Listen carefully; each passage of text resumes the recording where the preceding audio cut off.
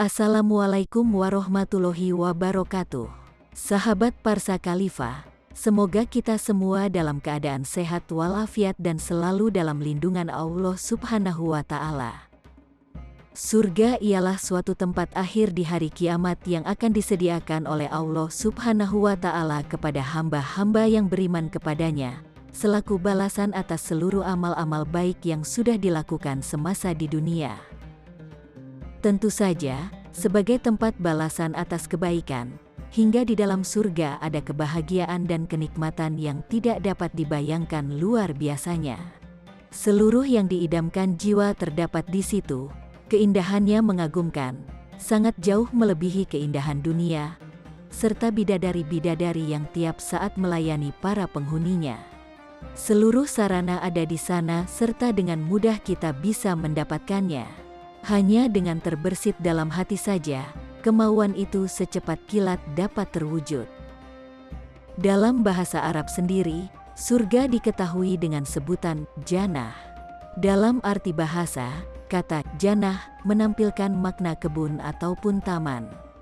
Yang namanya kebun ataupun taman, nyatanya identik dengan banyaknya tumbuhan, pohon, serta bunga-bunga yang menghiasi, begitu pula di dalam surga.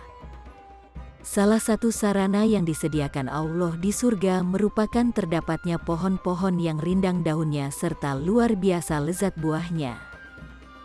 Pohon-pohon surga nampak begitu indah, yang dibuat dari emas serta perak, daun-daunnya tidak akan jatuh, buahnya tidak akan membusuk, serta dahan dan rantingnya tidak akan mengering. Syajaratun tuba atau pohon tuba, pohon paling besar dan paling rindang di surga.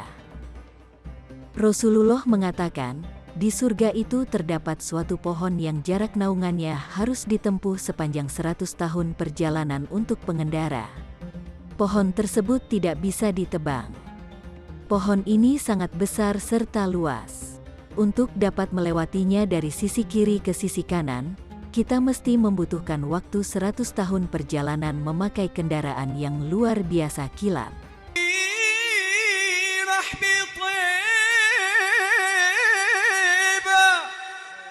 Dalam Al-Quran, pohon tuba itu digambarkan dalam firman Allah, yang berarti, dan naungannya terbentang luas. Quran, Surah Al-Waqiah ayat 30. Tentang nama pohon tuba sendiri, terambil dari riwayat Abu Hurairah radhiyallahu anhu. Di surga itu ada sebuah pohon yang bernama pohon tuba. Allah Subhanahu wa Ta'ala memerintahkan pohon tersebut, buatlah semua keinginan hambaku. Selain itu, pohon tersebut juga memproduksi semua keinginan si hamba seperti tunggangan dan pakaian. Tuba dalam bahasa Arab mempunyai makna sangat beruntung. Dari penafsiran bahasa, kita dapat mengenali kalau pohon tuba memanglah diperuntukkan untuk orang-orang yang beruntung mendapatkan rahmat Allah Subhanahu wa Ta'ala dengan merambah surganya. Syajaratun tuba ataupun pohon tuba merupakan pohon yang sangat rindang serta sangat besar di dalam surga melebihi pohon-pohon surga yang lain. Dalam kitab Daqaiqul Akhbar, bab 44, fasal tentang pohon-pohon surga, dikatakan, dan sesungguhnya pohon yang paling besar di surga adalah pohon tuba. Di dalam Musnad Imam Ahmad bin Hambal, Imam Hambali, dan tafsir Ibnu Jarir atau Barri, dari sahabat Abu Said Al-Khudri, Rasulullah Shallallahu Alaihi Wasallam bersabda, tuba adalah sebuah pohon di dalam surga, panjang bayangannya, sepanjang perjalanan 100 tahun berjalan kaki, dan merupakan pakaian para penghuni surga yang keluar dari kelopaknya. Dalam hadits lain, Rasulullah Shallallahu Alaihi Wasallam bersabda, sesungguhnya di dalam surga terdapat sebuah pohon, yang mana orang yang berkendara melewati naungannya, bayang-bayangnya, selama 100 tahun, maka dia tidak akan memutusnya, tetap berada di dalam bayang-bayangnya, dan bacalah jika kamu mau, dan naungan yang terbentang luas. Al-Waqiah ayat 30, hadis riwayat Bukhari. Bentuk dan keindahan syajaratun tuba, pohon tuba. Apapun yang ada di dalam surga pastilah indah, mempesona, dan mengagumkan. Begitu pula pohon tuba yang merupakan pohon terbesar di surga. Dalam kitab Daqaiqul Akhbar, bab 44, fasal tentang pohon-pohon surga, dijelaskan sebagaimana poin-poin berikut ini. Pohon tuba sangat indah dan mempesona. Pangkal dan akar pohon tuba terbuat dari mutiara, batangnya terbuat dari batu yakut, dahan dan rantingnya terbuat dari batu zamrud, dan daun-daunnya terbuat dari sundus, sutera yang indah. Pohon tuba memiliki 70.000 dahan dan ranting. Dahan-dahan pohon tuba mencapai tiang ars. Dahan-dahan dan ranting-ranting pohon tuba tersambung hingga sampai pada tiang-tiang ars.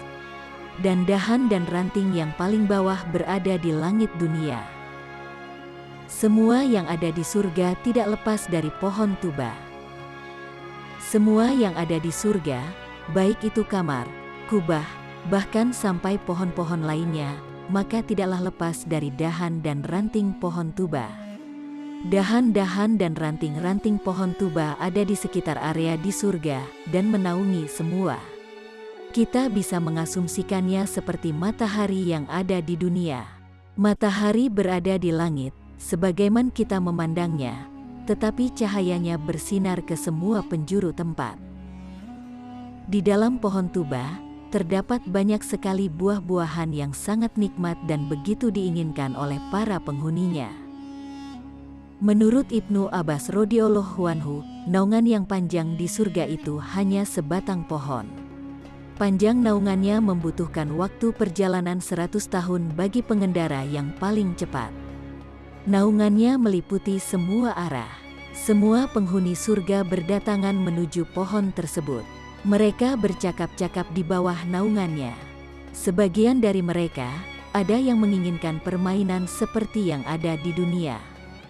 Kemudian, Allah Subhanahu wa Ta'ala mengirimkan semilir angin dari surga. Pohon itu pun bergerak dan menghasilkan segala bentuk mainan yang ada di dunia.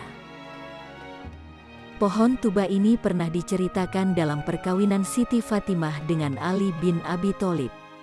Dalam Nuzatul Majalis disebutkan bahwa Anas bin Malik mengatakan, Rasulullah Shallallahu Alaihi Wasallam sedang berada di masjid ketika bersabda kepada Ali.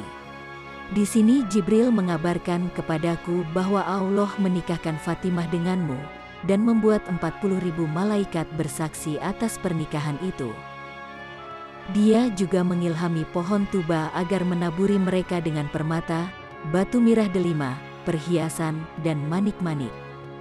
Setelah hal itu dikerjakan, para bidadari bergegas mengumpulkan segenap permata, batu mirah delima, perhiasan, dan manik-manik ini untuk ditukar dengan hadiah hingga hari kebangkitan.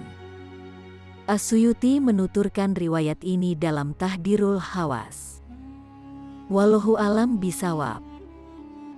Mudah-mudahan kita semua termasuk orang-orang yang mendapatkan rahmat serta ampunannya nanti di hari pembalasan, sehingga kita dapat memandang indahnya pohon tuba serta mencicipi rasa nikmat buahnya. Subscribe, like and share bila kalian suka dengan video-video kami. Terima kasih. Jazakallah khairon kasiron.